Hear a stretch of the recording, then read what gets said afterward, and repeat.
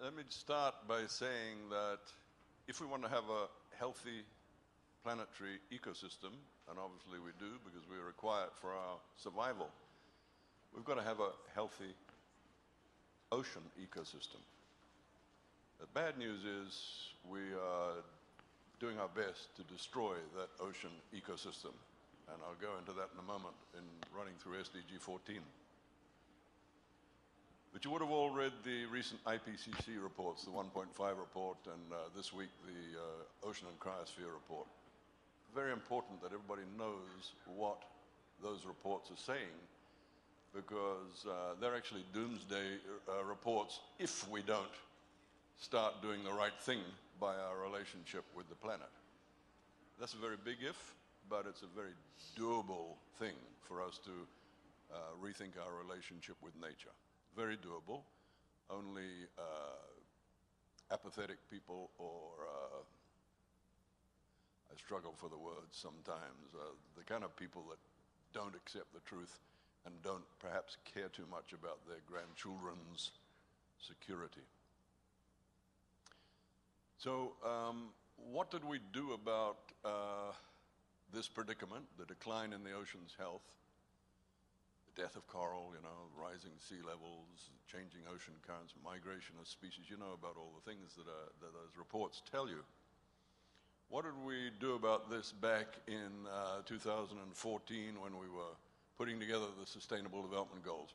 We from the Pacific Islands and the other small island developing states around the world, and increasingly with other coastal states, pushed for the inclusion of an ocean goal in the Sustainable Development Goals, and that is SDG 14, of course.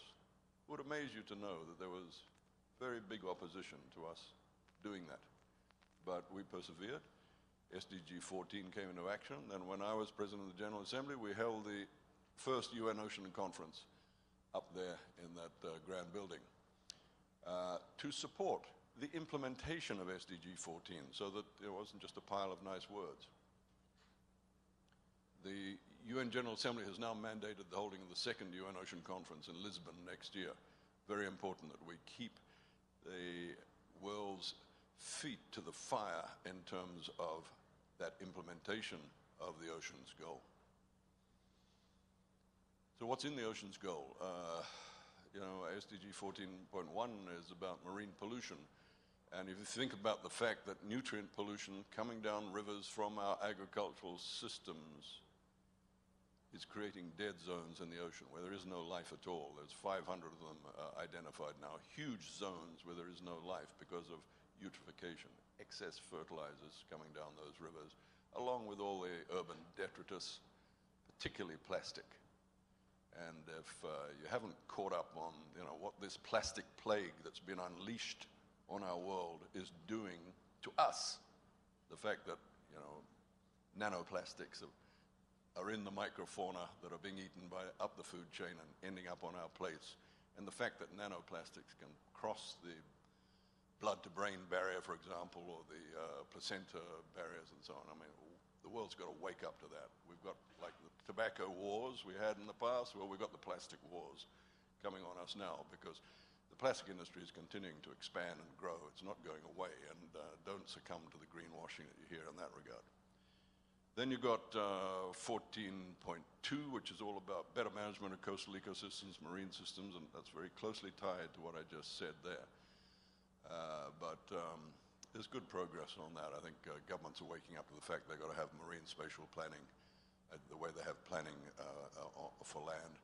And then 14.3, of course, ocean acidification. Ocean acidification gets to that, what I said before about the decline of the ocean's health. The really serious things are ocean acidification, deoxygenation, in other words, less oxygen below the waves, and ocean warming, which is, death of coral and so on. Those three are exacerbating. Every time a scientific report comes out, it's worse than it was before. And we have one common enemy for those three things, just one enemy for those three things, and that's our greenhouse gas emissions. So if we want to have a healthy planetary ecosystem, a healthy ocean ecosystem, and therefore, healthy lives for our grandchildren, we have to cut those greenhouse gas emissions immediately and get to that net zero carbon world by 2050. Then you get to 14.4, which is fisheries, better management of our fish stocks. 33%, this is FAO figures, 33% of our wild fish stocks are being driven to extinction. They're beyond sustainably, biologically sustainable limits that are being fished. So we've got to correct that, obviously. And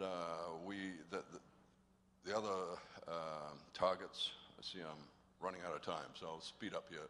Fisheries subsidies, we give $20 billion, more than $20 billion of your and my money, public monies, to industrial fishing fleets to go out and chase those diminishing stocks of wild catch. I mean, what sort of human insanity is that? Let's take that $20 billion and put it to alternate lives for the coastal people, sustainable aquaculture and so on, resilience building against rising sea levels, all that stuff. So much better spend than giving it to those industrial fleets to go out to the other side of the world, many of them stealing from EEZs and certainly from nature. Again, there's $23 billion worth of illegal fish ending up on our plates all the time. Look, I've got 30 seconds to go, so I'll say this: trust science. You've heard that on the streets, but we've known that for a while. It's in SDG 14 that we must upscale science, ocean science, and that's why the theme of the UN decade the theme for the UN conference, Ocean Conference next year in Lisbon, is the upscaling of science, and that leads into the UN decade for ocean science.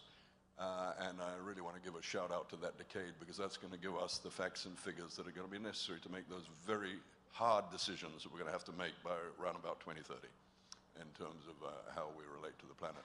I see my time is up, so it's been a pleasure talking to you all. I want to end on a note of hope. I'm a grandfather. I do this for my grandchildren. I have absolutely no doubt that through science and innovation and political will, that we will overcome those problems which I was highlighting in my talk. Thanks for listening.